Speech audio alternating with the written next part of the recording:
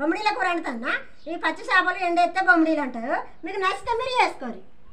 చిన్నగా వక్కలు కోసుకోవాలి, ఇట్లా తలకాయలు కోసేయాలి, తోకలు కోసేసుకోవాలి, ఇట్లా చిన్నగా కోసుకోవాలి. నీళ్ళలో ఒక చెంచా ఉప్పు వేసుకొని మంచిగా కడుక్కొని ఒక గిన్నెలకి ఎత్తుకోవాలి. ఒక 2 పావులు నూనె పోసుకోవాలి, చిన్న పావు. ఒక 2 పచ్చిమిరపకాయలు కోసేసుకోవాలి పూసల. ఒక 2 ఉల్లిగడ్డలు కోసి వేసుకోవాలి. అల్లం వెల్లిపాయ వేసుకోవాలి ఒక చెంచా.